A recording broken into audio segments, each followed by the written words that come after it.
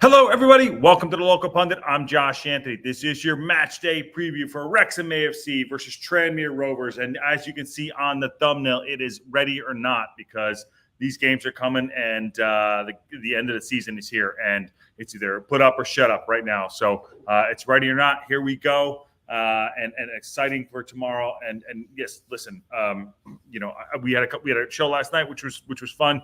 Had Kieran on, had Ivan on. Ivan might come on a little bit too. But listen, there's nothing we can do. We have to win these games. We have to go out. We have to do our business. We have to win games. So smash a like on the video. Get involved. Get involved in the chat on the Discord. On our road to 500 subs. So if you haven't subbed already, please sub and subscribe. As you can see, I'm not in a normal area. We're down in Palm Springs at the house in Palm Springs. So we are with the in-laws at the in-law house, which is fun. It's always fun to be down here. So tomorrow we'll be doing the show live from here, which is great. So anyways, we're going to get involved into the chat. Let's talk about this game we have tomorrow at the STōK Cae Ras. It is a sold-out game, the cross-border derby, which is exciting for everyone to always have a derby. So it's exciting. I've been listening to some of the guys talk about the match and how it's going to go down. And last game out. Let me bring this up here. The last game out we had was. Oh, God, this is way back in September 2nd. Saturday, September 2nd, 2023, if you can think back that far. It's shit, man. We had a 1-0 victory. We had a 1-0 victory, and that victory came from a header, and I was just watching it, actually, on my Instagram, if I can find it. I was just watching it on my Instagram. Where is it now? Not that anyone cares. I was just watching this. I should do it this way. Hold on. We can do this. Yeah, this was it. There we go. This was it. What a cross. I don't think I can see that. Yeah. Guess who put that cross in? Stash put that cross in. So that's what I'm talking about. Stash put that cross in. Will we be able to see him tomorrow? I don't know. Rumor is he's he's been training. Obviously, that Gio's been training too. Stash and Gio have been training. So it's very, very interesting to see who put that cross in. Also, we were in the black jerseys. Those were away. The black jersey game. It's a home game, so I don't know, man. Black jerseys. You know where I was going with that, Rambo. Racecourse Rambles in the house. I know it's late for him. Good evening. Racecourse, you want to drop in if you're awake. Obviously, you're awake. You want to come in? Have at it. I do love the black jerseys. That's why I actually changed it. I put the black shirt on. But I did bring down, see over there in the corner, I did bring down the red jersey.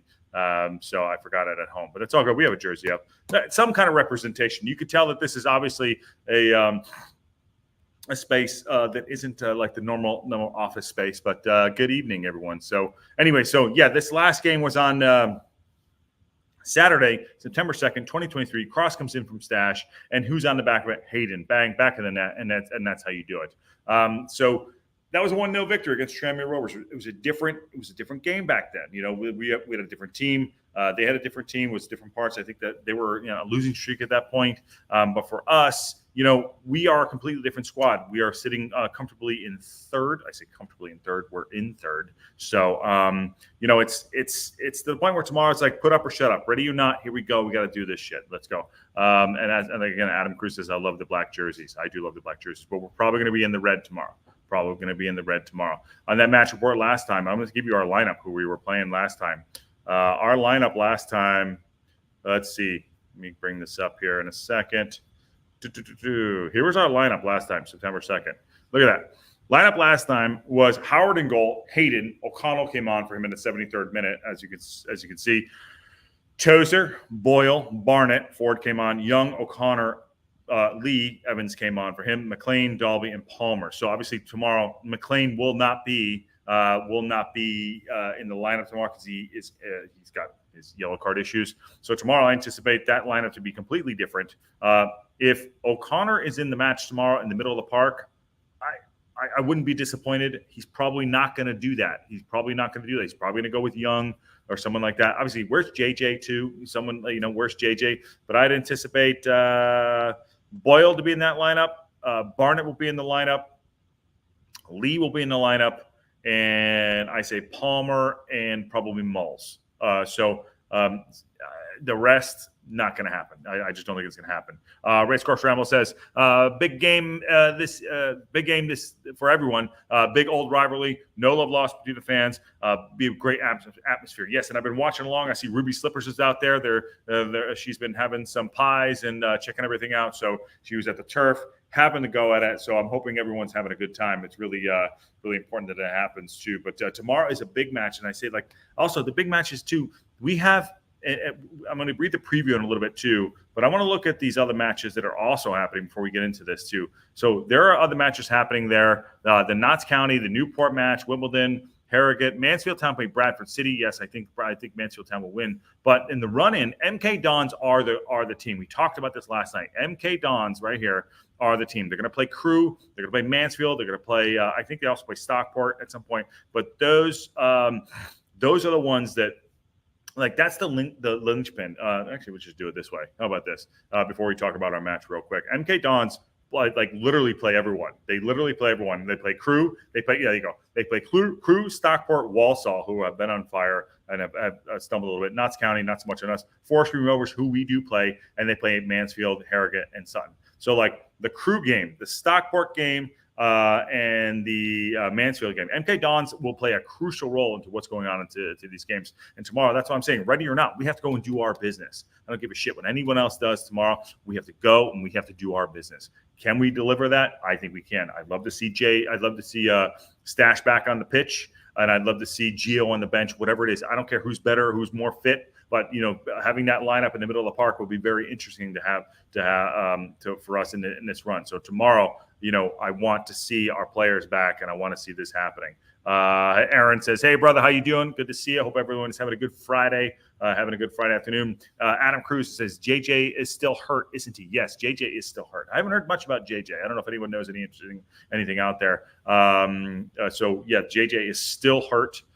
So he will not be, I haven't heard anything different, but he will probably most likely not be in the lineup. But tomorrow, this match, and I'm reading from the website here, says the R's are against Tranmere, making a late charge into the playoffs with 10 points separating them for the 7th place. However, their superb midweek victory over Mansfield, league leaders that is, show how very dangerous they can be. So that is that's the crucial point here. They did beat Mansfield. They did beat Mansfield 2-1 in the midweek, and then obviously Salford dropped point. Or actually, Salford were up on Stockport and then ended up drawing 2-2. So we were hoping to get that W for them and get those 3 points, and hoping that how they can drop down, but it wasn't meant to be. So on the Wrexham angle, the midweek draw was frustrating. The Harrogate Town left STōK Cae Ras with a point after a determined rear guard action. Rear guard? I don't know what that means. Never heard that word before. However, it could turn out to be a point gained as Harrogate lived up to their billing as a side. We're second best away record in the division, and most of the teams are around us. I'll also drop points around the night. Again, we talked about this last night. This came up with Ivan saying the door is open. We just need to walk through it. So whatever team at the top of the tree decides that they want to walk through the door that continues to be open, that's the team that is probably going to go on and win this league. Now, granted, yes, you have second and third, and you still have the playoffs, and no one wants rear guard. There you go. Thank you. Rear guard, defensive or defense. Yes, Google machine that. I don't think I've ever actually heard that word before. I really don't. I don't think I've actually heard that word before. But thank you, Racecourse. I love it. I love it. So whatever team decides they want to walk through that, door. It's going to happen, and they're going to win this league because it's wide open. I know it's tight. I know teams have been hot. We've been hot. We've been cold. But in the same breath, I'll say the opportunity is there. And tomorrow, again, ready or not, here we come. We got to go win this game. Different team on the road, says John. 3-3 and 13, 3-0 to the boys tomorrow. You want 3-0 to the boys tomorrow. That's what he's saying. He thinks it's gonna be a 3-0 win. Oh shit, there's a dog here. I'm at the in-laws house. So there is a dog at foot. Also, my cat is here too. Kieran's in the house. I'm going to bring him in. Kieran, you might have to take the show over for a second. I think I have to go let the dog out. So can you handle this? I might be able to. All right, hold on a second. Here we go. Let me do this. I'm going to try to help this out. Nope, that's the wrong way to go. All right, You can't. Hey, I have to let the dog out. My in-laws aren't here. I got to do it. Go on. We're talking Wrexham. There you go. There's a little. Well, here we go. You know me, the real dedicated Wrexham fan since never, and definitely still not. But I wish I could show comments. I wish I had things prepared to where I was able to do this right up in a other moment, but I know that this entire stream is dedicated to your game tomorrow against Tranmere. So I will give my piece very briefly on how I think that game goes. I think, first of all, the 3-0 prediction that was put into the chat just before I joined up, I don't think that's too far off, in all fairness. I think looking at Tranmere, looking at it's in a little bit more brief after yesterday's very brief talk about Wrexham and all this other stuff. I went into it with a bit of skepticism that potentially Wrexham weren't going to be able to deal with the fact that Tranmere, from what I've seen, is very much countering the opposition. However, thinking about it, more often than not, and this is the reason that Tranmere are where they are, they haven't been doing exactly red hot at the strategy. And maybe I would be the guy to say that they could work something out. They could find the way to counter Wrexham. However, I think you have a system that can't be countered because based off of what we've talked about, you don't exactly have a system. So if you don't have a system, how do you get countered? So, you know what? I'll be very nice. And there was a comment asking from Aaron if Wrexham are going to win. You're going to win tomorrow, and it's going to be a lovely 3-0 convincing victory. I'll put it there. You don't even need me. I'm out. I'm done. He's in. I'm out. This is my show now.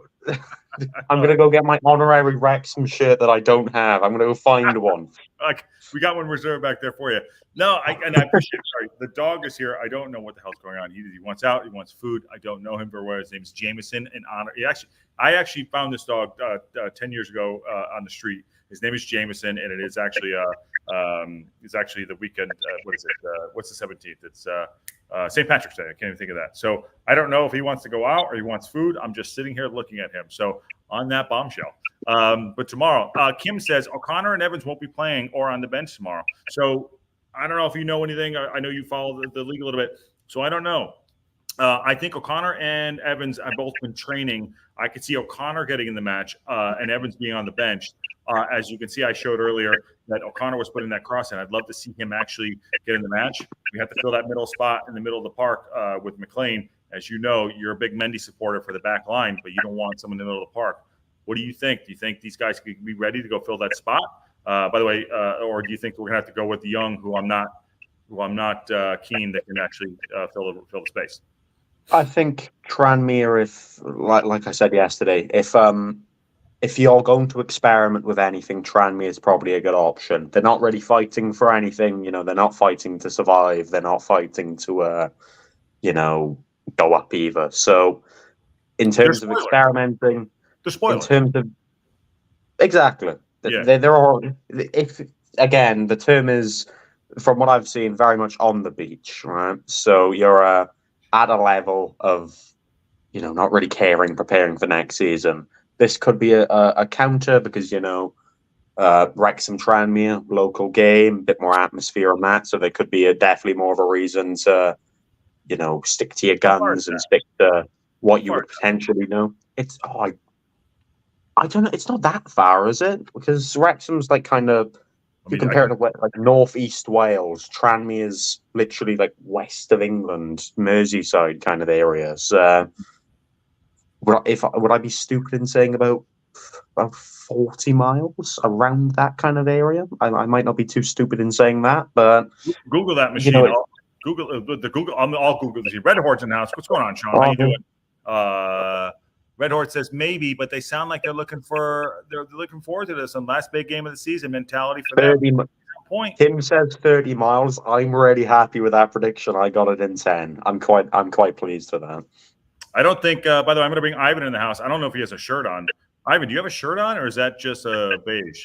Oh, we lucked out. We lucked That out. is a beige shirt. The beige shirt. He's going all just guns ready. Let's go. Hold on, my question: how do you question that for him not wearing a shirt? Why was because usually I don't wear a shirt. Good. It's off of former experience. Every time I call Josh offline, I just don't wear a shirt. No, I get that joke. By the way, Racecourse Ramble says Kim is awesome. She knows everything. We all need more Kim in our life. Yes. Also, can I just throw this out too? It's good to see Pundit. It's good to see the Red Horde and Racecourse in here. Just gonna give a shameless quote to everybody.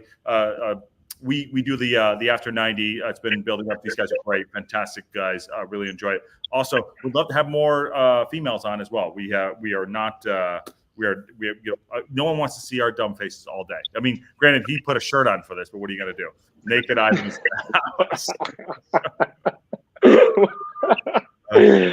I love where it's going. I think the show is developing nicely.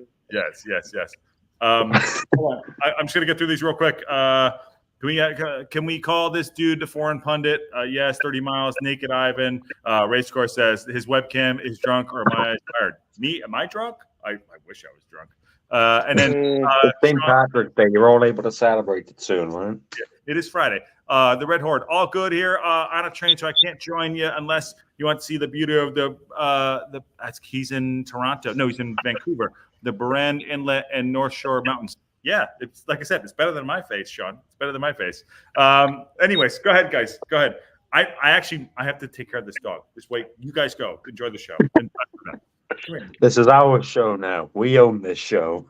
That's right. Let's go. So actually, to your game, Kieran, what do you guys? Are you going to win? You reckon you have a chance? Oh, well, you always have a chance in football. Let's be fair, it's 11v11 in that regard. But the more I look into it, you can only look so far into statistics and form and key players and injuries and all this other stuff. But you look at all of it, and other than maybe the consistency of being able to fight back from adversity in the Newport regard, everything backs Wimbledon. And they're very much in, middle of the playoff contention. They're in 7th. They'll want to win. Mm-hmm. A lot of teams have a game in hand on them. So I'm not confident we'll win. We'll compete. We always compete in a game of football, but we'll hopefully leave the best of account of ourselves. And I'm not going to cry I'm not going to cry if we lose, because I've always openly said I'm proud of my team no matter what the result, but I don't know. Let's put it this way, I'd be very happy with a point. How are you for injuries? Pretty bad. Pretty bad. 2 players are confirmed out for the rest of the season, and you got to put this into the narrative of we don't have a 30-player squad. We've got 23 players at a push that are quality for this division. We've got 2 defenders out for the rest of the season, 3 others that we know will not be available for tomorrow, 3 of them that we don't even know if they're going to be available for the rest of the season. So that's potentially 5 we have out for the rest of the season. There's a few players that have picked up knocks. There's a few players that evidently are going to be tired. Will Evans, the obvious one, probably being in that bracket of players that you really should rest if you can afford it because of how much he's played recently, or even just through the entire campaign. So we're a very stretched squad at the minute. And are you more of a first half or second half team? We've always played off of confidence, so we always build ourselves into games usually. So I'll say second half, because Graham Coughlin, unlike Parkinson at good times, is known for changing things around at half-time and playing into an opposition's weakness if his usual tactic doesn't work. So I'll probably say second half. Sorry, guys. You have no idea. I got a feeling like remembering our game against you guys and remembering playing against Wimbledon. I reckon if you score first, you have a good chance of winning. That's always how it tends to go, because like I said, we're a confidence team. We concede first, especially if it's early. You know, we're in a reality where every now and again our heads slip, especially if it's late on in the first, like even if it's late on in the first half, and we build ourselves into the games. Yeah, if we score first, I'll feel a lot more comfortable. Well, look, you got everything to gain and nothing to lose. I mean, in this regard, like it's one of the best mental states to play in. Is like just give it all, and there is literally nobody's gonna say a word of shame to your team. Just go all out. Yeah, that's the danger we provide. Is that even Wimbledon provide it because they weren't expected to be where they were, but we don't have the expectation of getting playoffs. So even if we lose and even if we get humiliated, we won't get upset.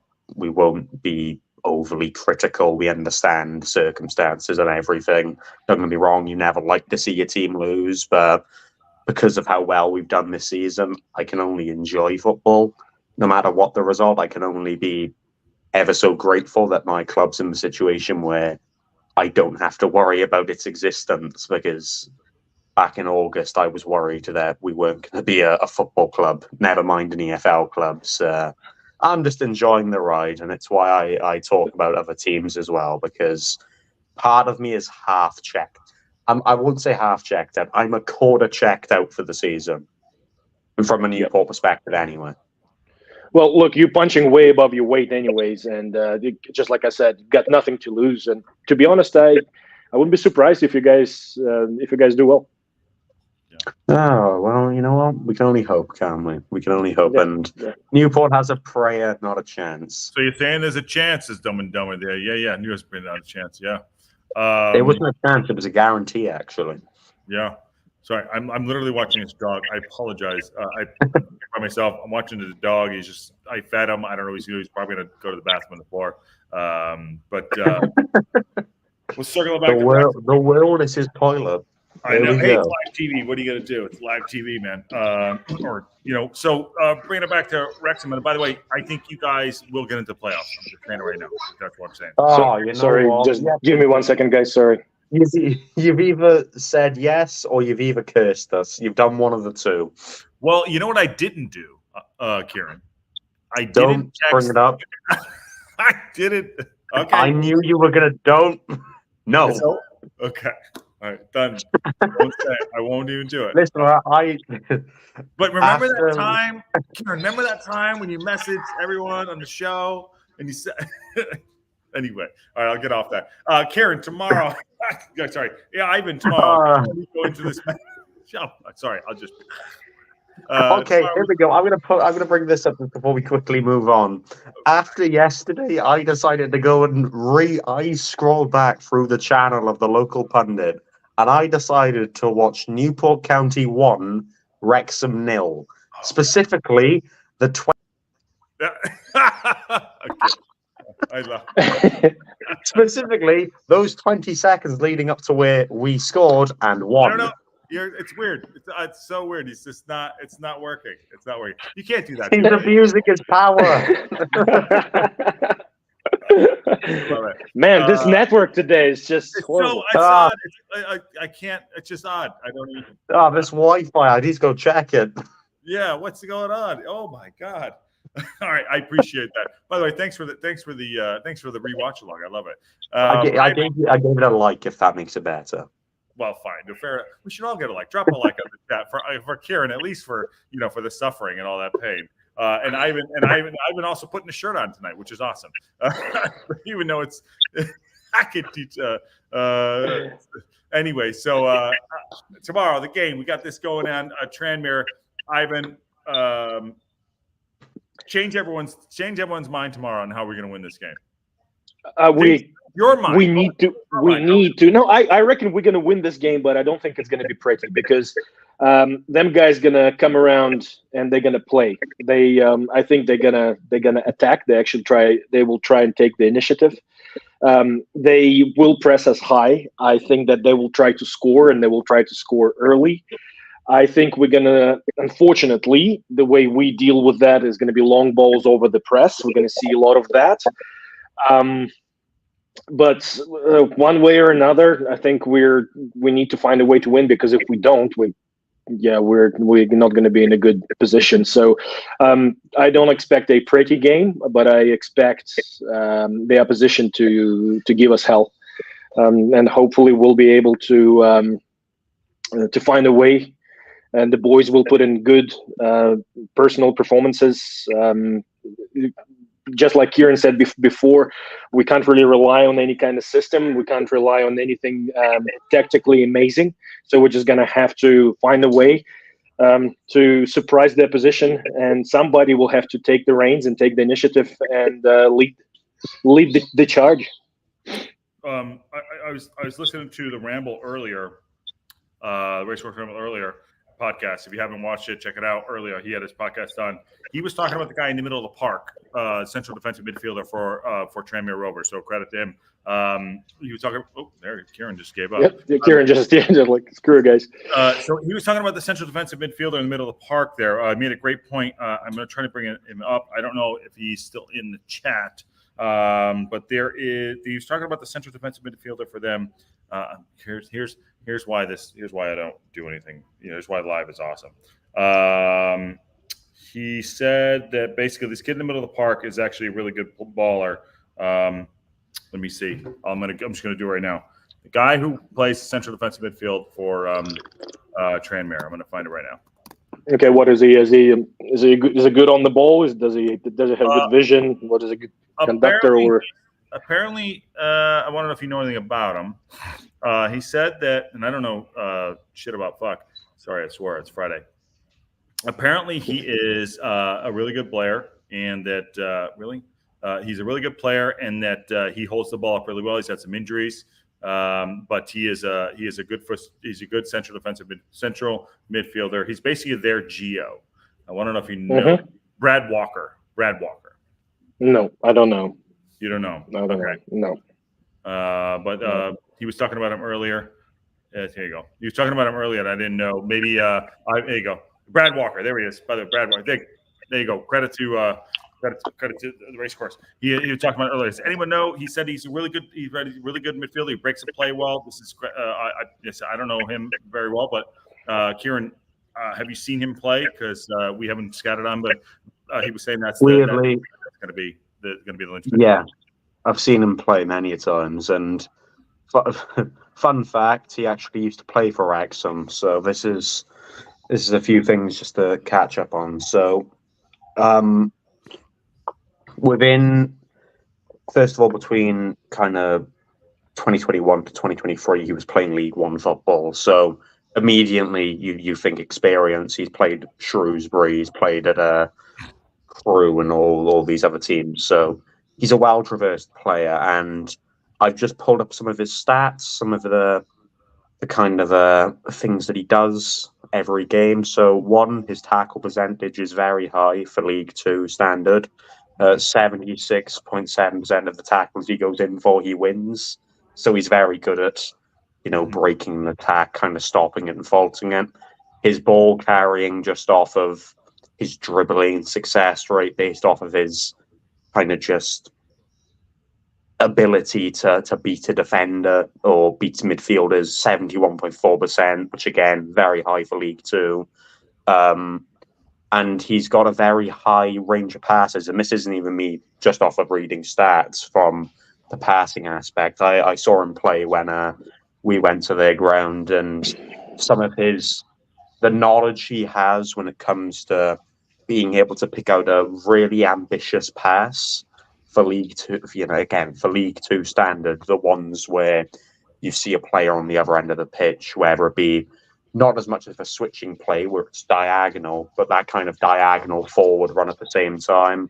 His long balls are fantastic. He's hit 64 accurate long balls, which is near enough a 50% accuracy for the ones he attempted. So he's consistent with, again, getting the ball from point A to point B as quick as possible and breaking a team as quick as possible.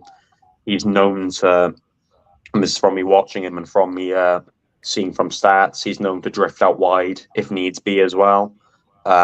He hits crosses in from whether it be, being that very versatile midfielder that diverts himself all the way around the pitch, being able to build up play and deliver crosses into the box where you've got players in that area that can do a good job off of it.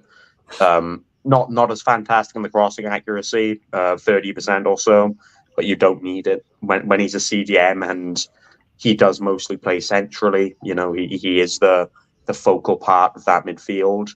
And he's fantastic at it. He's really, really good at the role he plays. And not only is that role, breaking an attack as quick as possible, or even being the guy that wins the ball before you're able to traverse to your attackers, but he's also good at playing, being a player that can play out from the back if needed. He's reliable. He is able to get the ball from the defenders to the midfielders that are more attacking minded really easily.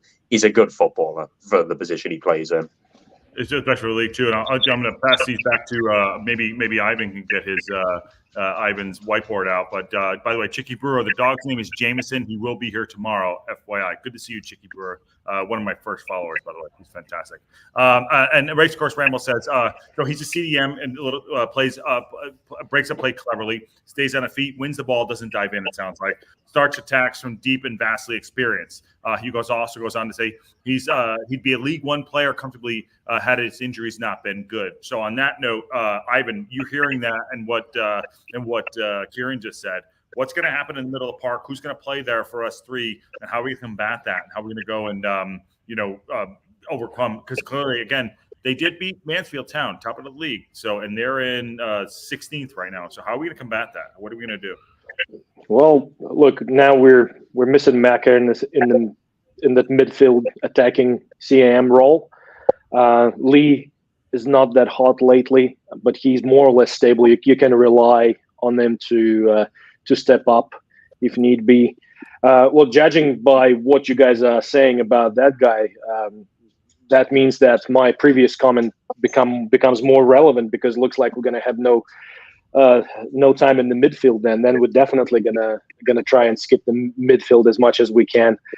I think that's, well, if Maka is not playing, he's not playing. I think Young will have to step in that role. I don't think he will let Davies play. The rest of the midfield will stay unchanged. That makes me. Think he'll start Stash or Gio? Are they not going to play? You think that he's not going to even get him on the pitch tomorrow? Well, I don't think so. Unless they do. Do we have news that they are fit and ready with the main squad?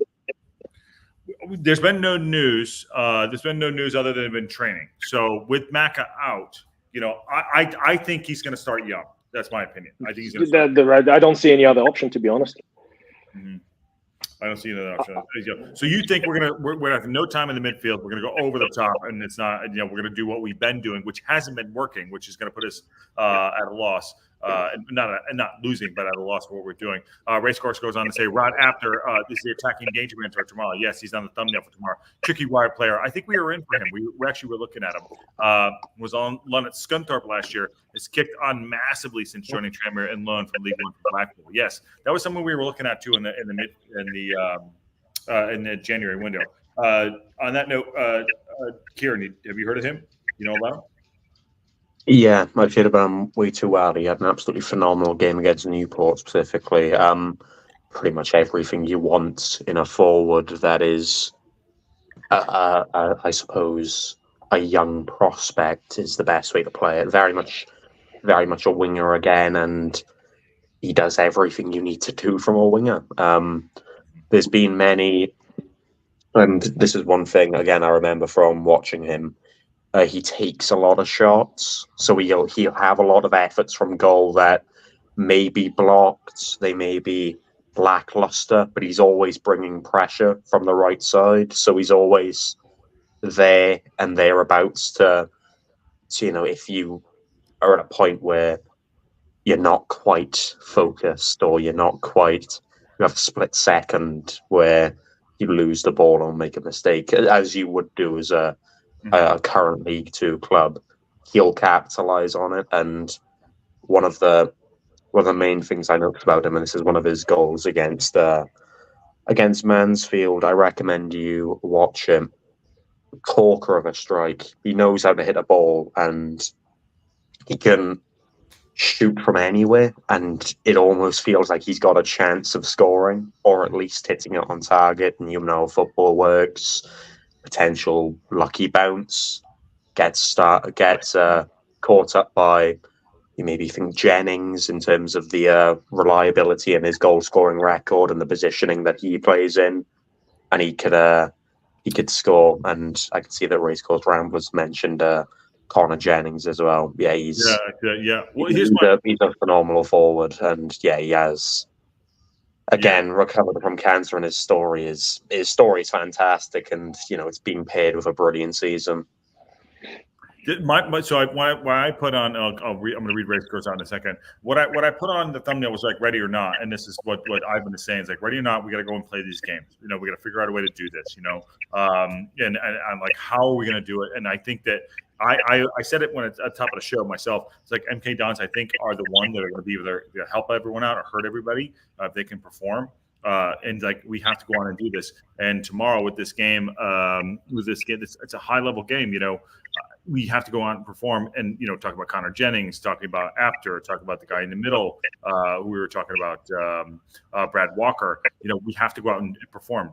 Racecourse says ex-Wrexham Connor Jennings will play too, a deep lying forward who has found form again after recovering from cancer. His brother played LP at Wrexham too, so they have reason to go out. They have reason to go out and do that. I think it's a little scratchy there. I agree with Kim. I think Bolton might start tomorrow after Barney was a little bit out of sorts on Tuesday. On that, I'm going to pass that back to Ives. Bolton, you going to start him or what? I would love to see Bolton start, but unfortunately, I don't think Parky will make any changes apart from the ones that he's forced to make. It would be great if Bolton starts. I've been saying that all along.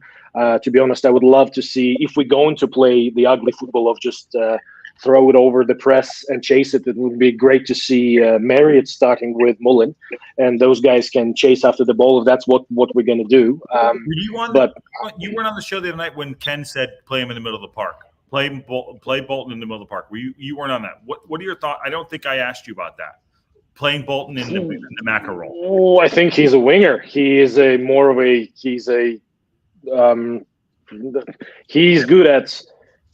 good at like the type of a player that plays on the wing, who sees the pitch from one side, is completely different to somebody who plays in the center. If he's not been playing there before, I would not be risking it. But he's definitely a great asset. He's a little pocket rocket to deliver crosses into the box. So especially if he plays Palmer again, which is most likely what's going to happen. Palmer is going to play again, and I think Bolton can just provide those extra crosses into the box, because everybody was talking about how we need to deliver more crosses into the box. If that's what people want, if that's what Parky wants, Bolton makes a very logical choice. Will he do that again? Will he do that? I don't think. Love him to. I don't think so. But yeah, we'll see. Yeah, we'll see. I would like to see. Listen, that was Kieran. I'll bring it back to you, and then I'll pass this to you for the with Sean saying the Red Horde. I want a crazy run so that Knots can secure our promotion by beating Stockport at April 16th. And if they don't, Rob and Ryan can mock Knots County Zone, and we do it ourselves. God damn it, he's all over it. He's all over it. He's still on the train, I bet. He's just, I love it. Thank you, Sean. What do you think on that, Kieran? Our designated Wrexham fan. Designated Wrexham fan. It all depends on. I suppose we're sticking with the lineup and the kind of rotations. I've been very, very praising of Luke Bolton, and watching him at Tranmere.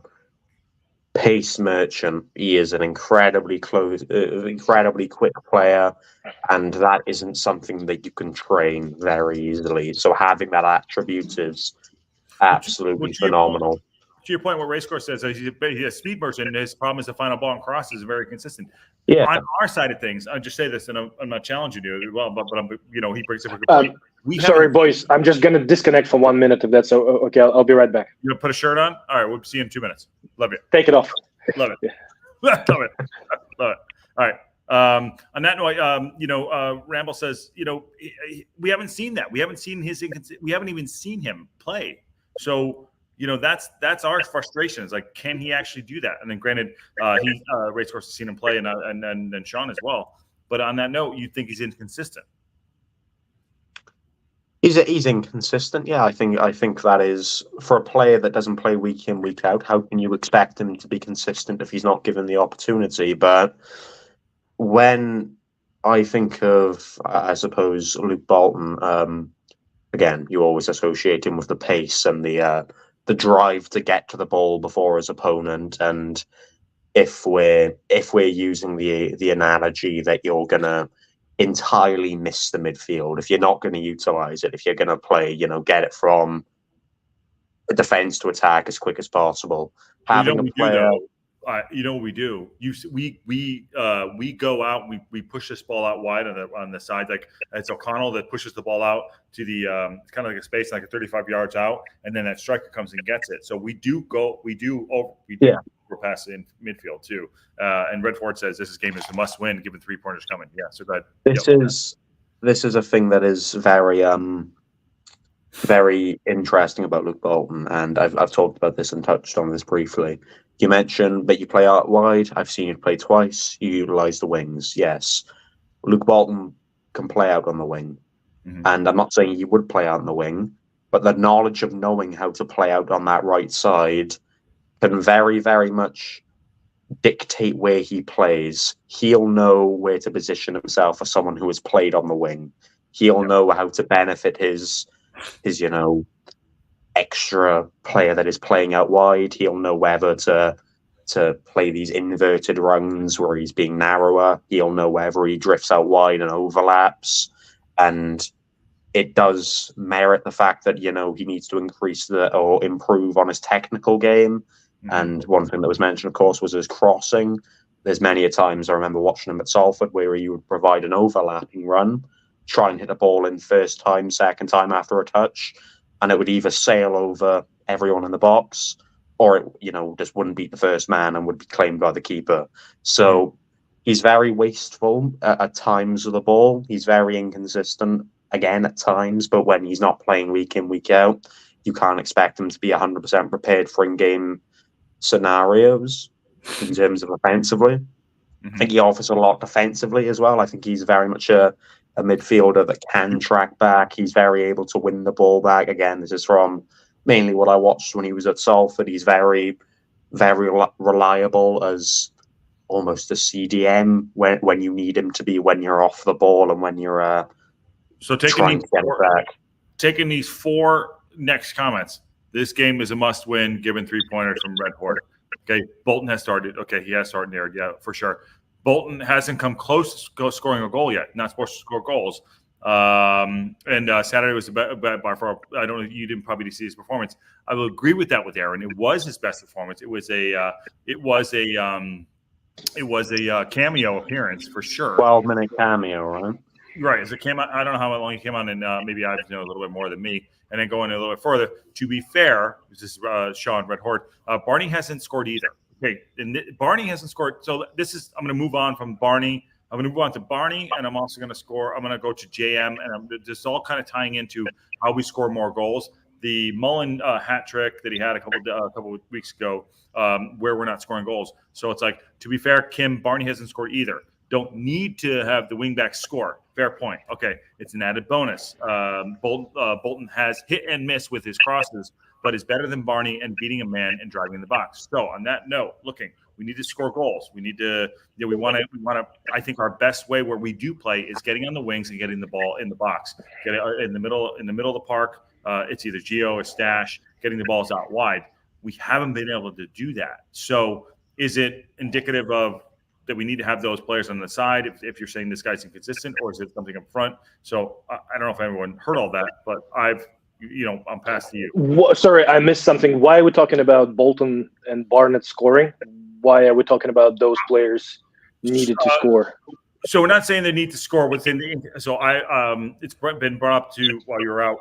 It's been brought up that Barney hasn't been playing great. We want to bring Bolton in to see if he can maybe improve getting balls in the box, putting pressure up forward. So helping out scoring. Not saying he needs to score, but his inconsistency. And I was saying to Kieran and to the chat, to Horde and Racecourse, that it's like, basically like they haven't been on the pitch enough so we can see what they're all about. So, sorry, how many games Barnett played in a row again since Parky led him into the starting lineup?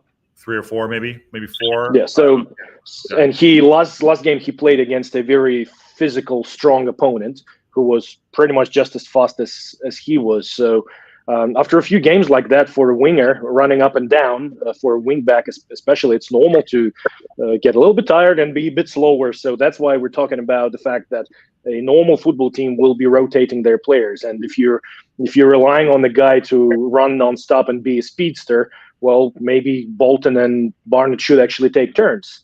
And if one player goes on the pitch and you tell him, look, you got one half to play, run your freaking butt off, run as fast as you can, like there is no tomorrow, because you know that second half or from minute 55, there will be another guy stepping in. So, we are expecting wing backs. In this formation, they are the ones that do most of the running. They should not be scoring. Yeah. But to your point, wingers and wing backs are different. You know this better than me. It's good conversation. Like, I guess what the chat, whatever we're trying to say is like, how do we create more goals? Who's going to be best opinion? I would like to see Bolton start. Wing back should absolutely 5 goals a season, in his opinion. Hey, what's up? Well, wing back should be running a lot more than a winger in this formation. If you're playing 3-5-2 or 5-3-2, if you're going to provide firepower up the pitch and create overloads, those guys are going to be running like crazy. But the thing is that to get more consistent at crossing, it requires chemistry. You need to know where you're crossing. So if Bolton doesn't play with the boys too much, he has to take that extra split second every time to assess the situation and see where he's going to put that cross to, and that makes things harder because people will be able to block the cross. You will either overcook or undercook, too much weight, too little weight.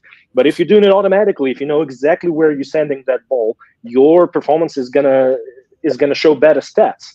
So the fact that you are playing 5-10 minutes at the end of the game is not helping much at all. If, for example, when we're winning 4-0 after the first half, Bolton should be playing for that second half. Just giving the idea. So we didn't give him any favors. You can't expect a guy in that key position to slide in and all of a sudden just every cross is on the dime. That's not going to happen. It takes time. It takes chemistry. Yeah, and relating that back, and I'll pass back to Kieran too. So looking like you look at like. We're trying to combat the middle of the park because we're going to have one of our good midfielders out. We don't know if Gio or if Stash will be in there, so we have to find a way to get some crosses in. We need to. We're talking about maybe go overlapping and things like that. So Red Horse says team finding goals. I agree, but near 1 per 10 pace isn't the same as level of urgency, and all he's flagging. I'm thinking to start Barney Bolton based on foot speed style defender. So if we're going to be lacking in the midfield.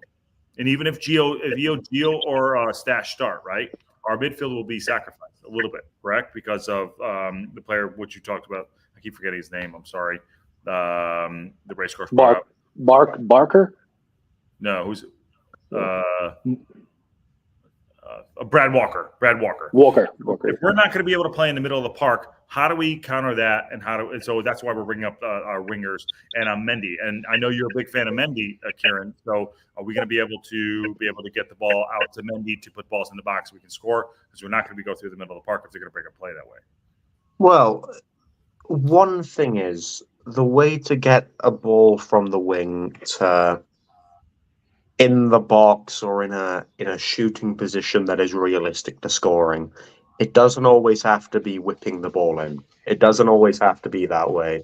You can still utilize the midfield. So we'll use the example that you've got Mendy on left side, Bolt on the right side. They're going to beat their opposition 8 times out of 10 in a race, especially Tranmere-wise. They'll win the race most of the time, especially Mendy. You don't have to necessarily rely on crosses, which may be inconsistent, they may be poor. Where does after play? Because is Mendy going to be pushed back by after, or is Mendy's going to be pushed by Barnett? So who's he going to have to be covering for? Great point earlier about Ray Short Ramble. So who's going to be on the side? He's going to be threatening up there. And I probably should know this. I'd like to say, and I should know this off by heart, but I'd like to say Mendy. So you'd potentially prefer that in terms of the fact that Mendy's been playing more consistently. So there you go. Mendy has a dual role tomorrow. He needs to defend after. It's exactly what I was thinking, and he came up right after. Ideally, get forward and attack, dragging after with him. So taking that into account. I don't know, Ivan. This is ready for your whiteboard. What's going on here? I mean, this is no. I mean, it's with Mendy, he's a lot more of a straightforward player. So if there is a role of defending and running the ball up and down the pitch, he's your guy. You probably will not count on him to make any unorthodox decisions, but he will do the pitch. So do we push Max? So we won't get up the pitch. So Max on the other side. So we'll have to. So he'll be pushed back. He'll be penned in a little bit if After is going to be pushed up, right? Well, basically, what happens is it doesn't really matter what side.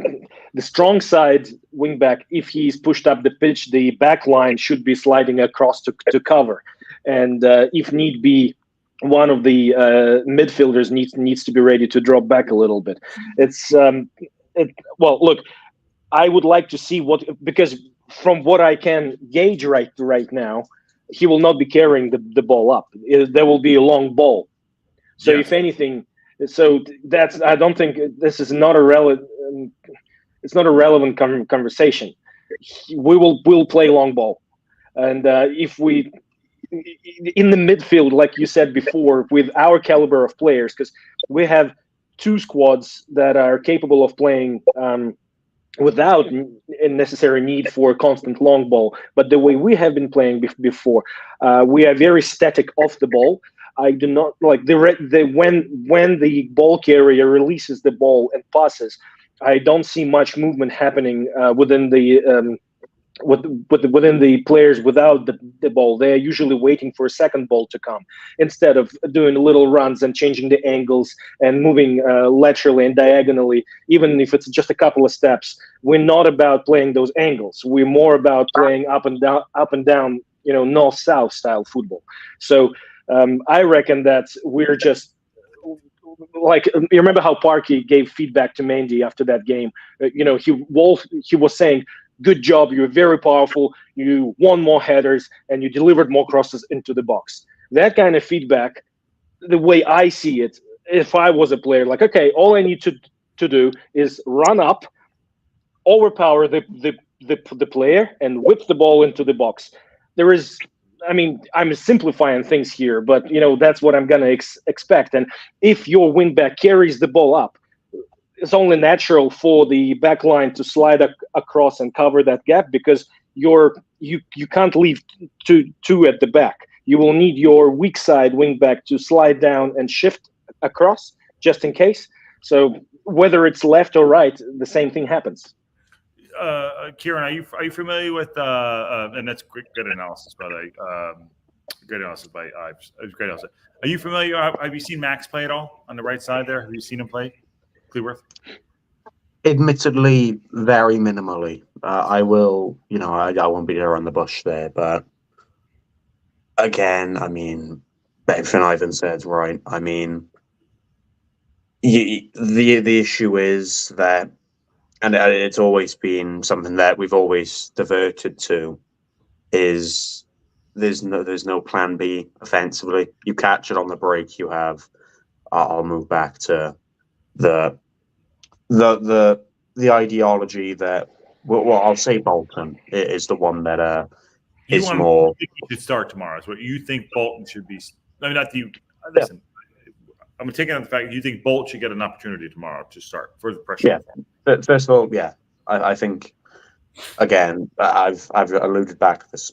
As much as it is a must-win game, I think this is the game where you actually Parkinson needs to be a bit brave. He actually needs to kind of make his his decision here and allow Bolton to play, because at the end of the day, he was good at Salford, and there was the argument that he doesn't score enough, or that he's not reliable enough in front of goal. He doesn't need to be. He really doesn't. You've got two strikers when they play that work really well together, and if you played more centrally, they would work fantastically, and this would adapt to the wing backs, potentially even cutting in a little bit more centrally, and then all of a sudden you're almost playing with a narrower version of this same formation, and it almost changes to a 4-2-2, if you want to put it that way. These wing backs almost move into these attacking midfielder roles with these two strikers more centrally. This is if, and this is very specifically if, you do more than playing just up and down on the flanks. And it doesn't have to be anything too difficult. It could just be the midfielders supporting a little bit more centrally, and you just give them the option. You pass it in a little bit narrower, and then potentially you have a different angle to cross the ball in. And you can use the example of Paul Mullen. He's pretty reliable when he's actually given that room and that space and that opportunity to get the ball in that position. It's funny as you say that. Sorry, Kieran. As you say that, Elliot Lee needs to have a good game tomorrow. So, because granted, we're talking about going over the top a little bit here. Elliot Lee, Ivan, as you've seen, has been getting in good positions in that pocket on the left side, right? He's had opportunities. He's cutting in his right, and he's putting the ball in either to the box or trying to shoot and curl that ball in. That is to counteract that left side of Apter's going down there. That gap, that little gap there, I would say, if we had to think, that gap should be open for him to have there to counteract that space, for him to get in and have some space to go forward. I don't know what else is going to happen in the middle of the park, and that's why I asked Kieran about Max. But that gap, that hole that Elliot Lee plays on the right side, just outside of the box, could be open for him to get some shots in if he can get it on frame. I don't, but I know you don't. I know you think we're good over top, but I'm saying if Apter's pushing Mendy back a little bit, be out of position, is there a possibility that could be the gap? That Elliot Lee could be the guy that could win the game for us tomorrow? Yeah, absolutely. I mean, look, he's the kind of guy that you can count on to step up and do something incredible, because that's what we are ultimately relying on. We're relying on individual players doing incredible things. The thing is with Elliot Lee, over the last few games, I see that he's holding the ball for too long a little bit every now and then. 3 touches. And trying to do a little bit too much, just, a couple extra touches, runs a little bit too much with it, trying to take on too many people at the same time. That happens ever since Stash and Gio are not playing. He knows that he's not going to get too much ball. And every time he gets it, he tries to make the most of it, because he knows that his opportunities will be limited. The ball is not coming through the middle too much anymore. And I think that's the reason why he's losing the ball every now and then, instead of maybe playing that extra pass. But at the same time, just like I said before he had Gio, before he had options in Fresh and Mullen to make those little angled runs just to create that quick triangle, quick 1-2. Now he understands that he needs to take the initiative and carry the ball and do something amazing, create that space, beat that man, instead of just playing a simple pass football. So I think that's why we're saying that Lee is not that hot recently. And he's trying to force it a little bit too.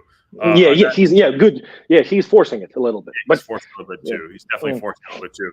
As I look at the league here too, and we've been on an hour. It's good to have everyone on. This is fun. I could talk for hours on this shit. I love it. I know, Kieran. So Tranmere are in 16th place, and we're acting as if they're like top of the league. You know what I mean? Right below them are Notts County at 17th. They lost 5 games in a row. I mean, this going like as an overall league position, like what are we doing? Like Tranmere in 16th, and like we should dominate them. You guys, who are you playing? Newport's. Who you guys playing tomorrow? Wimbledon. We've got Wimbledon tomorrow. In 7. Okay. That's a bigger game for you lot. Yes. So in the terms of like the league and how it's going, like we should be smashing Tranmere tomorrow. And we're talking about like, oh shit, how are we going to win this game?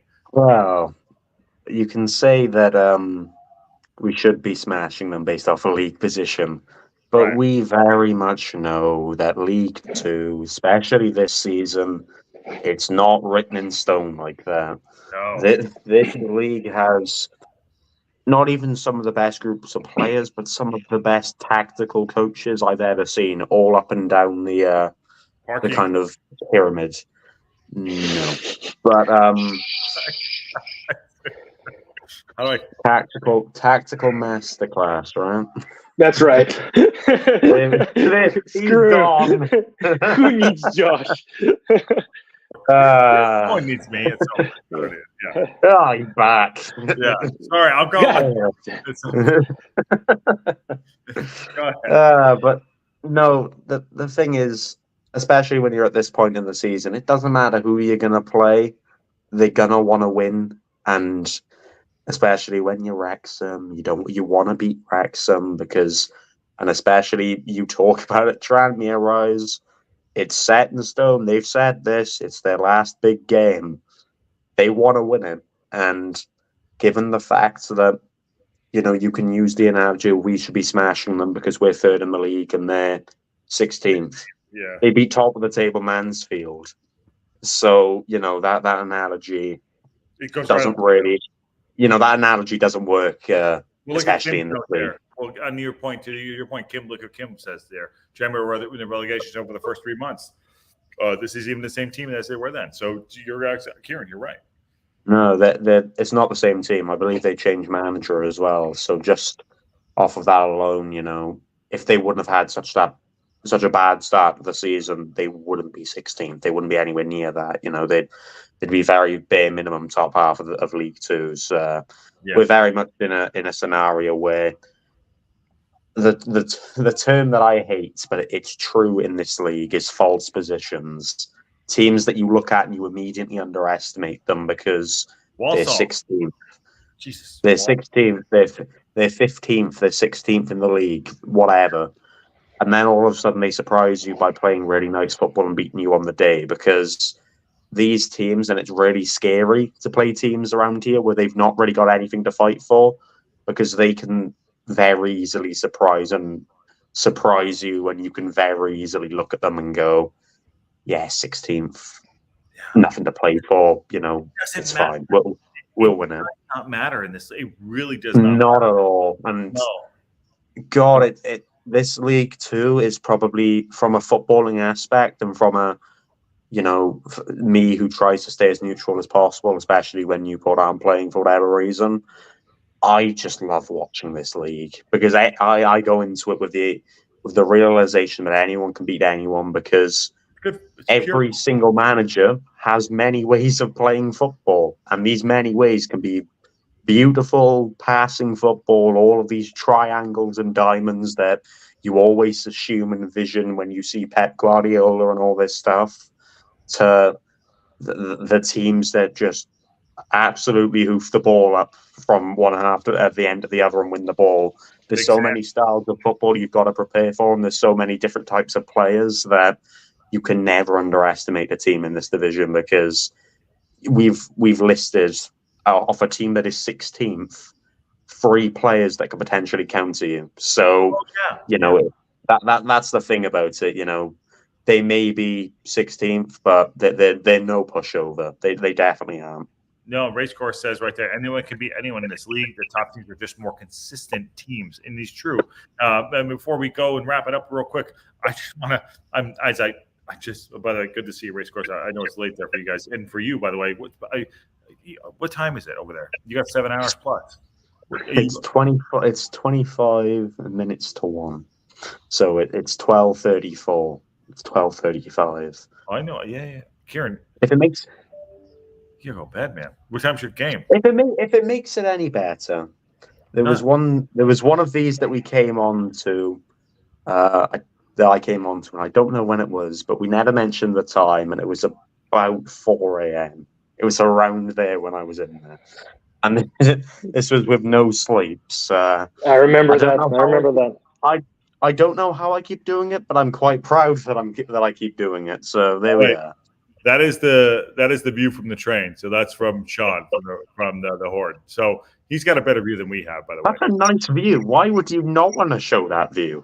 I know. What? Maybe the Wi-Fi was crap. Yeah, maybe the random disconnections because of the dog. Screwed it up. I actually screwed it up. No, it's like, what's he doing? Yeah.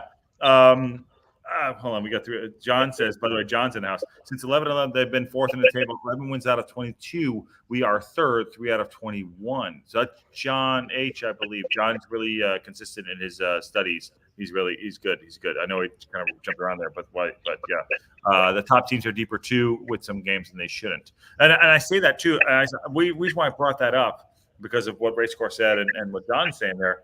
Notts County are in 17th place. By the way, hey Vincente, how you doing, Nick? I don't understand how Notts County are in 17th. I've very publicly emphasised that they are the best football team I've seen twice. Better than United, better than Wrexham, better than Stockport, and they're 17th in League Two.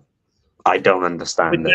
That to me, and I've been talking about the dressing room. He brought this up the other day. That's a dressing room thing. That's a to the owners, right? To your point, what do you think? Thank you, Race Course. We'll see you tomorrow on the after if you're going to bed. Great chat, guys. Great work. Yeah, these guys are great. By the way, before I get to Kieran always provides level-headed opinions. Yeah, for a Wrexham, for a secret Wrexham supporter. Yeah, there you go. Wait. They can't defend. That's a lie. I have never seen a more drilled defensive team in my life than Notts County when we played them this season. They're so well disciplined when we played them. I hate football. I hate football. Kieran, I'll pass where you lose your shit. Before they lost their coach, I love this. I agree. Don't. He has the green shirt. He can be the Grinch. You don't have a shirt on tonight. Green shirt, Kieran tonight's the Grinch. Look, Notts County last year. I won't move up anymore because there's a certain badge on here that you'd probably expect. Go ahead. No, well liked. Notts County last year, in the beginning of this year, just the way they played. If Wrexham played half the way they played, we would be beating everybody left, right, and center, and we would have a comfortable 10-point lead by now. I've been a big fan of the way Luke Williams coached them, and that's how a modern football team should look like, give or take. They got let down by shorter bench, by lesser depth. Obviously, losing coach was not ideal for them. So I am surprised. But useful possession wins the games. Well, not lose possession with 80%. How do you lose a game with 8? I mean, only Wrexham can do that. You pass it around the back and do nothing with it. That's how you get your lovely possession stats up. That's what I mean. Useful possession. So. Yeah. John's talking about Tranmere sucks on the road though. Snots play pretty well, pretty football. It looks aren't everything. Cheers, lads. 3-0 tomorrow. John, call it out tomorrow. We'll see you on the post for sure. With the Red Horde. Red Horde says Shrewsbury versus Notts. Cup highlights will stay with me as a brilliance of Notts defense. Now, I mean, the dominant in the football and our calamity at the back with the help of the high line gets exposed consistently. It's gone off on the Notts thing here. And Red Horde can't sleep tonight. You guys got to go to sleep tonight off the train. Sorry, go ahead. We're digressing. Go ahead, Ivan. I apologize. No, am I correct in saying that they were hit by injuries too? Notts were at some stage they lost like a whole bunch of players. Yeah. So it was more of a Swiss cheese theory. They were leading the table after first 10 games, I'm pretty sure. Yeah. So So look, guys, it's never just one reason. There is always a bunch of reasons for the team to collapse like that. But the biggest one there was definitely the coach. That's why coaches. That's why we always talk about coaches, because coach who has original vision, who has high level of competency, and who has great versatility is the biggest asset you want to have. You'd rather have mediocre coachable players and an amazing coach than the other way around. Well, okay, Yeah, that's true. Yeah, that's true. Yeah. Sorry, it's a little delay. Shrewsbury versus Notts Cup Heights will stay with me as the brilliance of the Notts defense. And then Kim says, so that's Sean, Red Horde, says Shrewsbury Cup ruined Notts' season. I know we're talking about Notts because I wanted to. The reason why this all came up and everyone just came in, like this league is so inconsistent. It's like I look at Notts like they should be better. Oh, Sean's coming in. Hold on. Ready? There we go. There he is. What up? What up? He's off the train, lads. I'm off the train. Yeah. I'm at what should be what our academy looks like at some point. Oh, beautiful. Although this is only 8 acres, not 22. But I love it. How you doing? Welcome. You guys know? well, I can barely hear you. I'm gonna have to put my phone closer. No, you guys have been brilliant, and I think you've covered all of the bases off. I mean, I just want to see who's healthy tomorrow. That's where I'm at, and get me the points and get the hell out of here. We've got too much standing in front of us, 6-pointers, that we need those points like now. It's getting into desperate time. And the other thing that you guys didn't talk about that Matt talked about, now that he's not here, we can raise it, is the striker pairing. At least I didn't hear you. No, that's a great thought. We were talking about everything else, probably but the strikers. So what are you talking about, strikers? Yeah, so I don't know. For me, I'm okay with the Palmer and Mullen combination continuing to run out there, but there were a lot of people who were saying Palmer's just not getting the goals despite him getting the possessions, and they want to see Fletcher get back out there. So I was wondering what you guys. I think I'm in the minority on the Palmer-Mullen duel, so I'll let you guys wax poetic about it. And I gotta run because I gotta pick my kid up to go take him off. So I'm gonna put the headset back on and leave here. So I'll leave you with that question. And great job. It's good to see you, man. I'm going to pass it to Ivan because he's in the minority. So I'll see you in the chat. Yeah. Am I in the minority or am I in the? I think I'm in the majority. By the way, that's John Driver, great guy, but really, really good dude. So if you're not following the Red Horde, follow the Red Horde. It's a good guy. Really good dude. Go ahead. Well, I've said it before. You guys, I don't like the way Palmer plays. I don't think that he is performing well enough for his size and for his ability. I don't know the reason behind it. I would love to see Mullen play with Marriott. I would love to see Fletcher, Mullen, and Marriott play together. Yeah. But Parky is going to play Palmer again. So there's no point talking about it, I guess. But look, if as long as we get the win this season, all we need to do, obviously, us talking about it and talking about the fact that Josh just hates me so much. I'm here. I can hear you. Yeah. Yeah. No, I know. You're for us, I said it before, and I said it in the most respectful way. The way Wrexham plays, they don't need a coach. Those guys can play like that without a coach. The only thing they need is just their sort of day-to-day team manager, and that's pretty much what Parky is. He's more of a, I guess, mentor, like a psychologist. So again, please don't hate me on that. I love John, but John, I love you. I do. Yeah, no, we do. He's just. I mean, he should be coaching in the Premier. He should be coaching in the Premier League. He probably. Kieran, sorry, I didn't mean to cut you off, Ivan. Well, look, I've said it all before. We need to win this game and hopefully every other game, get promoted somehow, and then the next. Yes, please. I would love to see that. And then next year, I think we're gonna see a bit of a different story. By the way, so a couple things here before we get to Kieran. I'm going to get to a couple things. By the way, where is it? A couple things. Sean looks different in the wild. Ivan's going to pull his hair out. By the way, with that comment. The best coach in the league. Kim is talking sense again, says Race Cars Ramble. Mullen and Palmer can start, but Fletcher way sooner if he doesn't work. He's not going to go on, not going to bring him to one sooner. We might do another hour here, by the way. We could. Mullen is more comfortable with Palmer, but Ollie isn't playing to where he should be. Agreed. That's a great comment right there. He needs more goals to his game. Ivan is correct. John is dropping hand grenades. Hi, John says they're right there. Okay, John, if you can figure out why I sign off with on that bombshell, I will give you the floor, but you won't be able to get it. But on that bombshell, go ahead, Kieran, because Ivan, I think his head will explode. Kieran, I'll give it to you as your. I mean, Kieran was just hugging his head a minute ago, literally about to squeeze his eyes out. So whose head is gonna explode? I'm not sure. Well, I want to give you a minute. Parkinson, John, let me just. John, I hope that comment's sarcastic. I really hope it is. No, Kieran, all I'm going to say this for I love John. We will get promoted. Parkinson will get us promoted. Hands down, end of story. Parkinson will get us promoted. He might even win the league. Period, end of story. Do you know what I said to the Welsh one?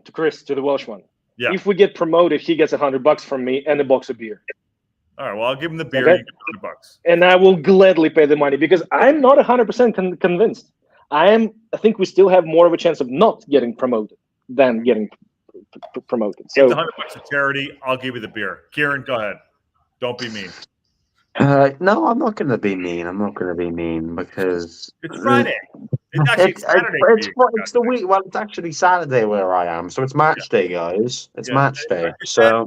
Do you know what the problem is? Do you know what the problem is? Do you know why we are so inconsistent? It's because we don't dictate the games. We play the same every time, more or less, to the T, the same every time. And that's up to the other team, whether they want to play high press against us and watch us pass the long ball and just deal with Mullen later on, or they want to sit down low, park the bus, and catch us on counter attacks. We give it up to the opposition. Okay, you guys decide how you're going to play us because we're going to play the same damn way every goddamn time. I can't. I love it. But Parkinson is the best coach in the world. Saying all that, Parkinson, he's gonna get us promoted. I could get Wrexham promoted. I could do it. I wish you could. He will. Yes, Kieran. That's what I've been saying all season long. Listen, John will bring facts. John, I will say to this, and why? Hey, it's 1:00. Stop drinking Monster. You gotta. I'm gonna be your father.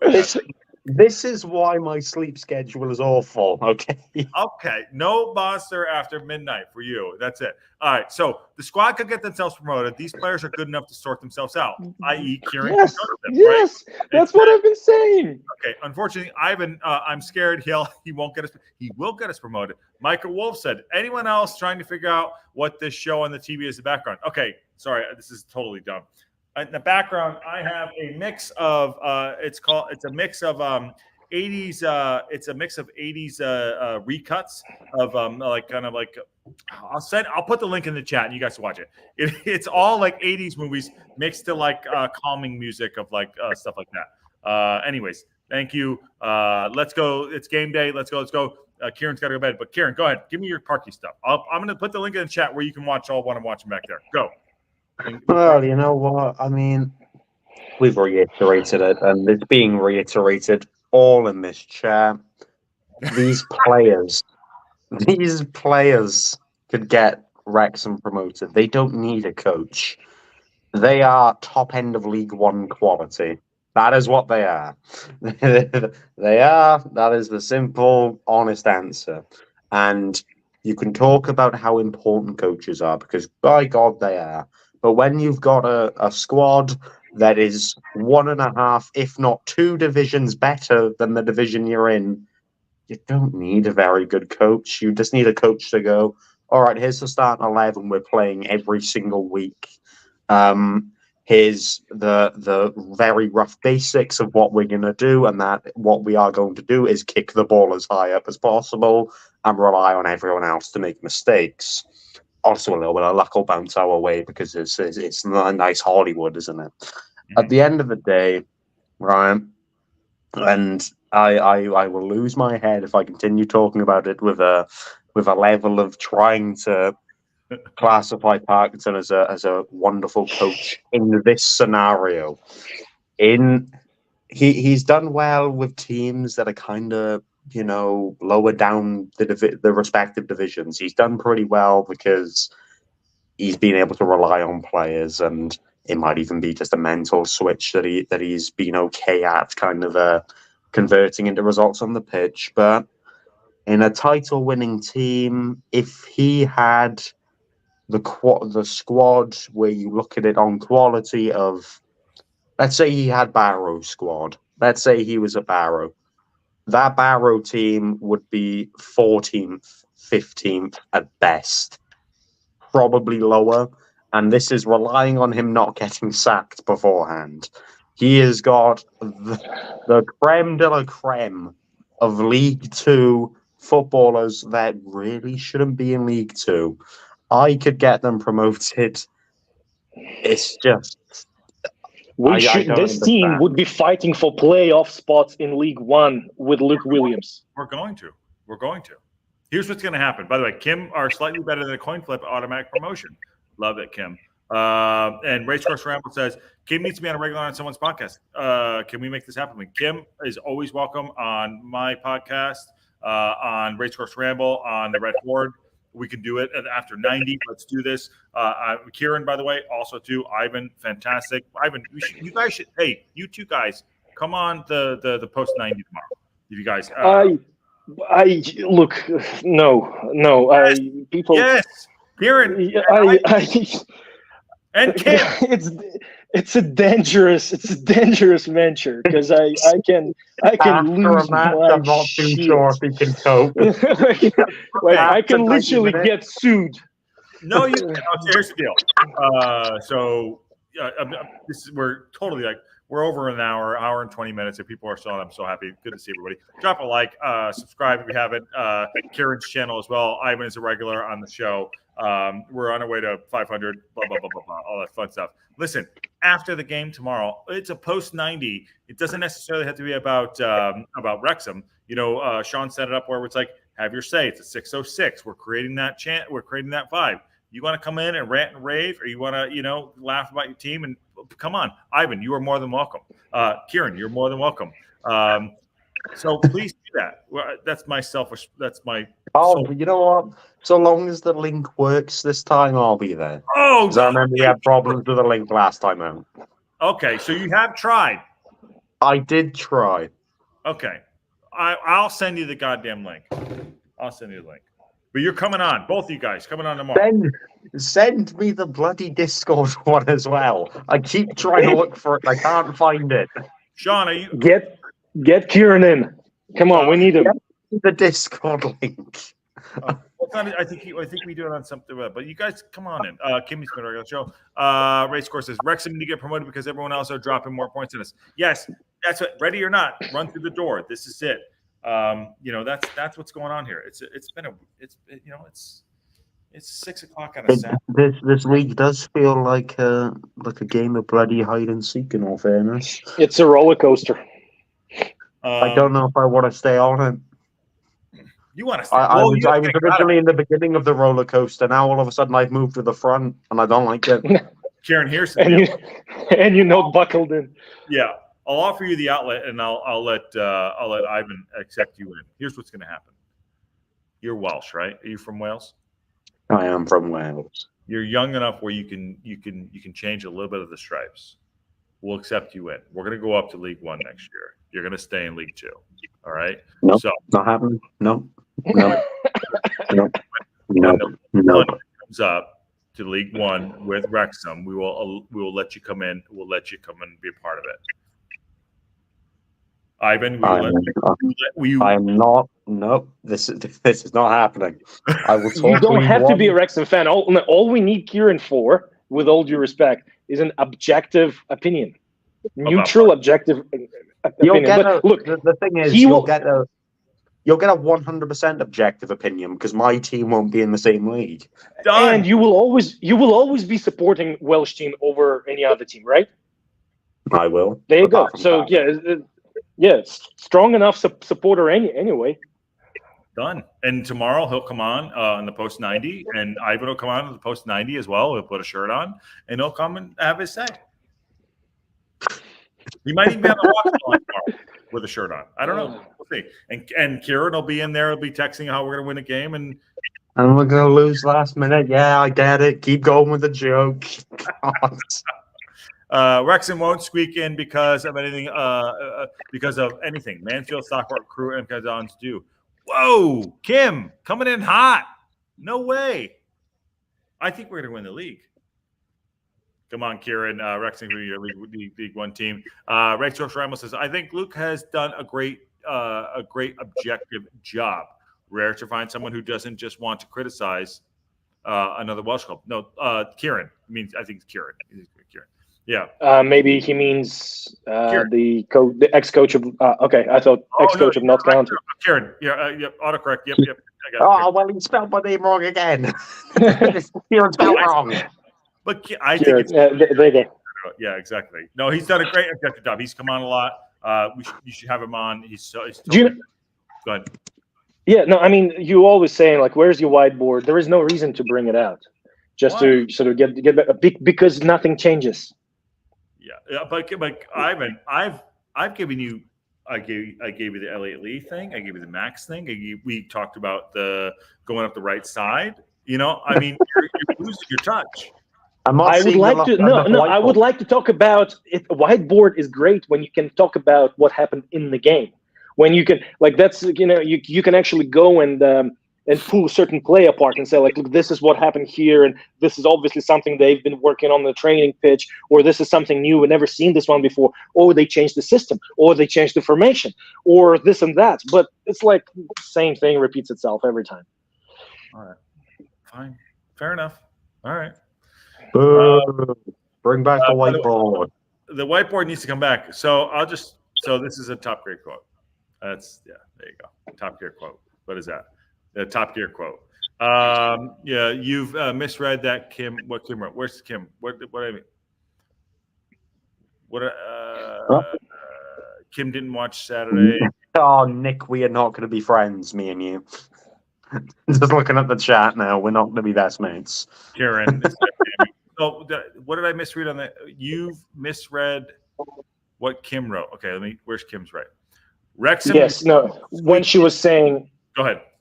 Yeah. What Kim was saying is that everything is in Wrexham's hands. So we will get promoted if we do things our way, if we get the results, if we win. Yeah. It doesn't matter.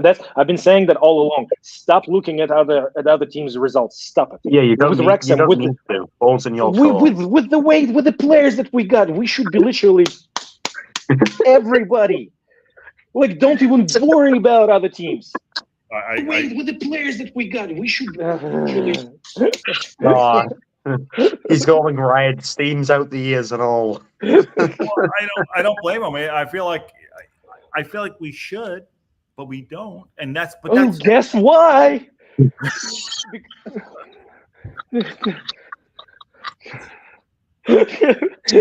Just guess why. Take a wild fucking pick. Oh my God. I can never get the Discord either. I can update the Discord. Sorry. Twitter handle. I don't think he's on Twitter. He doesn't wear a shirt. You think he has Twitter? What's going on? Hold on. You guys don't do Twitter. I'll put the Discord in the chat, John. I'll put the news. Oh, go ahead, guys. You guys, hold on. When you're on for an hour and a half, this is fun. Okay. I'll put this into a realistic example. You put Newport's manager into Wrexham's team, he's winning the league by 20 points minimum. He knows how to manage. He knows how to use his entire squad to the best of his ability. Not to mention, he doesn't make the same excuse every week. And that's another thing I notice. Every single time you end up losing a game, it's always the same. Oh, we tried our best, but it didn't quite fall our way. His interviews sound like a broken tape. They literally can run the same post-match interview for win, loss, or draw. Like, nothing changes. I'm really proud of the team's intensity and levels in getting the result. It's either could have gone either way. It didn't quite land our way, or it was. Unfortunately, it wasn't good enough for us today. That is all it is. It didn't fall our way. Professional display. We got to want it more. The boys did really well. It's got to be late. It's got to be late. Hold on. I've been saying the same team chef is a real issue. I put the Discord in. Sorry, Kim. I misunderstood. I'm going to check if it works because the last time I entered this, it said that the link expired. Ivan, what's your Twitter handle? Give it to Ray. I don't have a Twitter. Nice. This one works. Yes. Yeah, okay, good. Thank you. Get involved. Race course, come on involved too. The Twitter's in there. Not enough quality today. What do you say? There's a comment in chat from Michael. Not enough quality today. I thought this was pretty good. You did 90 minutes. It's pretty good. I mean, I got the dog every time. Like Josh, from our very first video, I was saying about general people, he's speaking in general terms. I was talking about the fact that when coaches, it's from my experience, from anybody who's played any kind of organized sport, when coaches talk to the press before, after. You're gonna be mad at me, but I'm gonna do this. Okay, there you go. You can. I'm gonna let you talk all the parking smart. Here we go. Our show. Well, there you go, Kieran. What I was saying to Josh before is that when coaches talk to the press, whether it's before, after, or during the game, whether they want it or not, they drop certain lines. They use the same phrases. They work around the same vocabulary as they do in the changing room, whether they want it or not. It's just, especially in a stressful situation, you always revert to basics. You always revert to what you use the most, right? And that's pretty much enough said.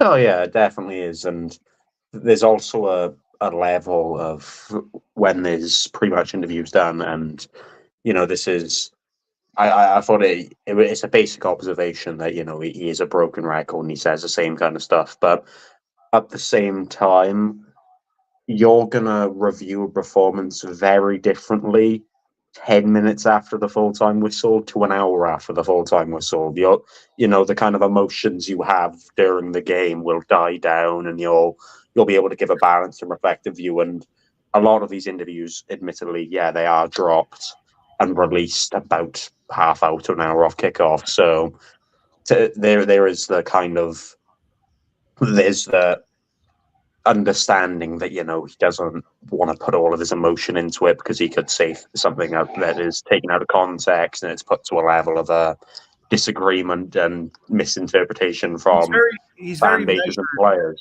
But he's very measured. He's very trained in how to talk to He's very trained to talk. Sorry, I'm coming. He's very trained to talk to the press. He doesn't give you anything. He doesn't not give you anything. It's not sexy. Yeah. It doesn't suck. So right? it's the same terms. It is a broken record, but I think the thing that I always focus on, and this more alluded to my broken record comment, is more the talk about things before a game.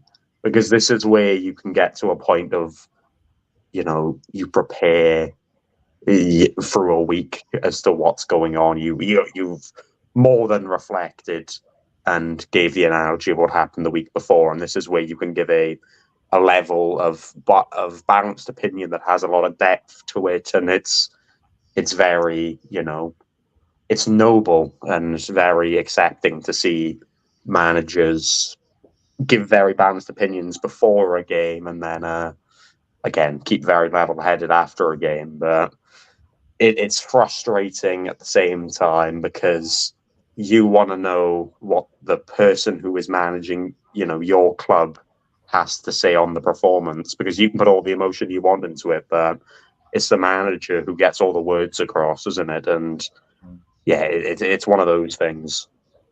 Interesting that when the losing coach will be short and passive aggressive, always in any sport. It's true.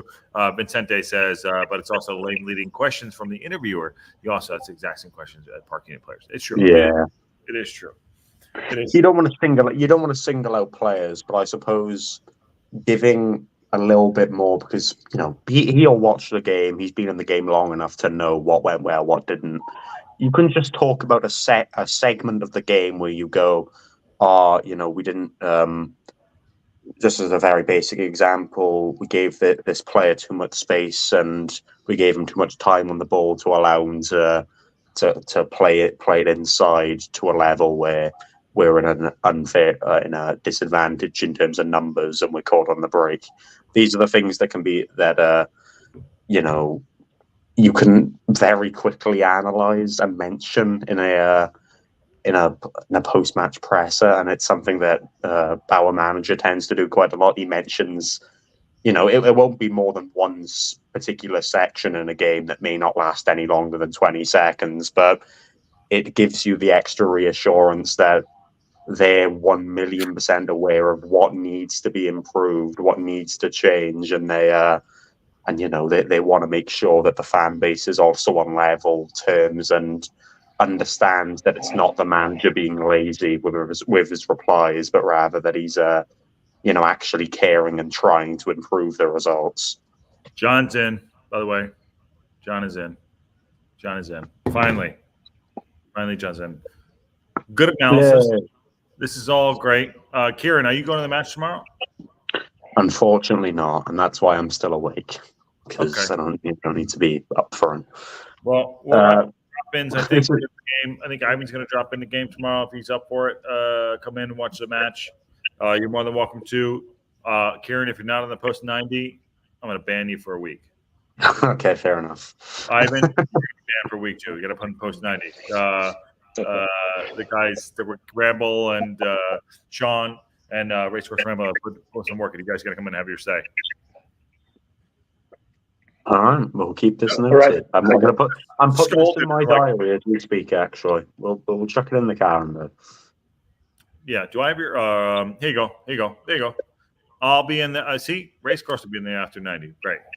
It'll be fun. I like Racecourse. I think we did. I joined the space after the Newport Wrexham game, and it was all nice, balanced opinion, and there was no heavy bias and everything. It was all nice. We'll enjoy to be able to chat a little bit more, I'm sure. No, absolutely. And this guy I found too. I thought he's kind of interesting too. I've been watching this guy for a while. He's interesting. Yeah. Nice guy. I literally found about 20 minutes before I came on tonight. This guy's really cool. Follow him. And then he's in Canada. Where's Welsh Beast is good. Racecourse. Where's the other? My cats are. Oh, the dog is making up. Yeah, these. I was subscribed to Notts County. We bought you. We've exposed you. Yeah, it's just yeah, and we're all fun. We're following you. We follow Racecourse Ramble. Follow Racecourse Ramble. Yeah, follow Racecourse Ramble. Follow the Red Horde. Great guys. Canadian. Oh shoot. There we go. No, he's British, but he lives in Canada. Oh, see, yeah. Where's my Red Horde? He's actually ex-British Army, if I'm not mistaken. Do I follow the Red Horde? Hold on. I like this comment from Kim that says this was referring to the the manager talking about key sections of the game, and it says it also reassures that he watched the game. It reassures that he is paying 100% attention and commitment to it. That's an added point, isn't it? Yeah, I can only agree with what Kieran said. Like it's nice to hear little grains of wisdom, a little technical terms, a little tactical terms in that conversation.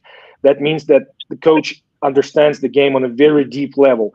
And I would like to hear, even if we win, I would like to hear a couple of points that we need to work on. I would like the coach to say, yeah, we played this, but we still need to do it. And this lateral movement was not up to speed. The gap between the lines over here when the ball was moving, just a couple of little things, and that. But I don't. You want him to be as much of a perfectionist as possible. You want him to always say, yeah, we did well here, but there's something that we can pick up on and make ourselves an even stronger outfit next time out. It's just little things like that gives reassurance. Yeah. And then follow the Racecourse Ramble if you're not following it too. And Red Horde, those guys, fantastic. And tomorrow we're going to do the live show here on the Local Pundit, and then we'll be on the Post 90 as well. I'm the 230th subscriber of the Racecourse Ramble podcast. There we go. There we go. And Ivan will get an X account soon enough. No, he won't. Is it for the show? Oh fuck. I don't know if he will, but Ivan is a regular guy. You guys are both regular guests on the Local Pundit. And hey, you know what we can do for you next year, Kieran, when you're in League 2 and we're in League 1? We can give you the keys, and you can do watch-alongs on the Local Pundit in League 2. I think that'd be good. It would, however, it would be a bit of a pain because you know how Saturday games work in the UK. If they kick off at 3, I can't stream them because of that.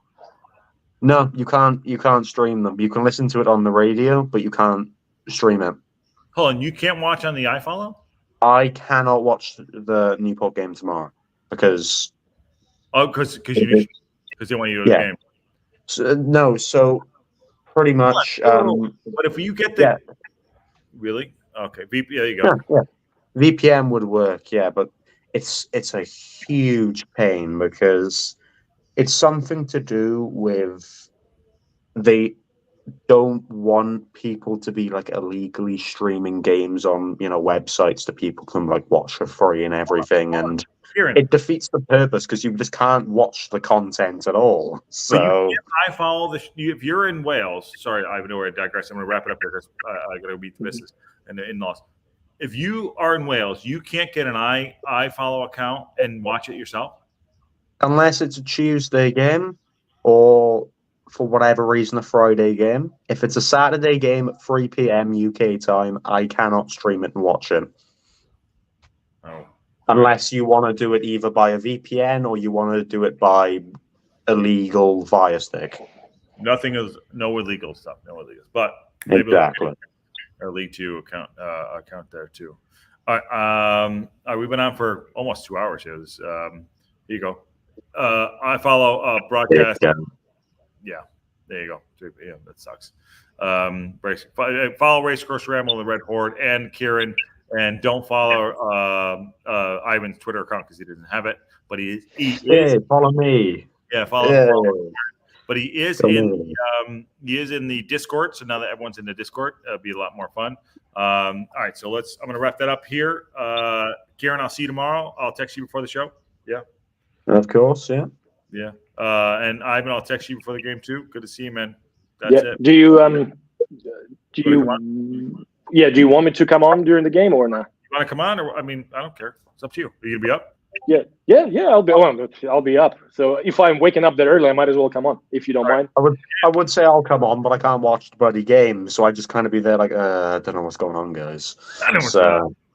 We'll get you on maybe halftime. How's that? Come in for halftime. Yeah, that works.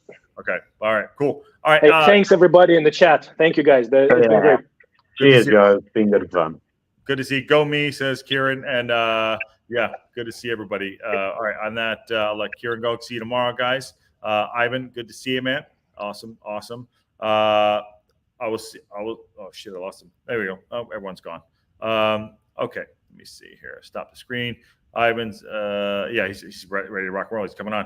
All right, thanks everyone. Racecourse Ramble and Red Horde. We're going to do the after show tomorrow, live show tomorrow for the watch along on that. That's here we go on that bombshell. Here we go. That was a long hour and 45 minutes, which is a lot of fun. And the show takes it where it goes, and I appreciate that. If you want to know what's behind there, I did drop it in. That's a great watch and listen. It's really fun. It's on YouTube, which is great. So we can't get dinged for that. The dog is barking. Great Friday night stuff. I really enjoyed that. It was a lot of fun. Just sitting here, just talking football. Doesn't need to be a ton of people in here, but we had a great chat. I really did. Ivan and Kieran are great. Sean's great. Thank you to Aaron. Thank you to Vincente. Kim. Thanks, Kim. Kim, you're always welcome on. Michael Wolf. Who else? John Hampton. Who else is it? Mike Donnellan. Yes. John Hampton. John. I'm just going back through. Sean, Kim, blah, blah, blah. Yeah, let people in. All right, cool. All right, so tomorrow morning, doing the live watch along, and it's Wrexham AFC versus Tranmere Rovers. Got to bring the noise, ready or not. Let's do this. So on that bombshell, I will see you on the morning.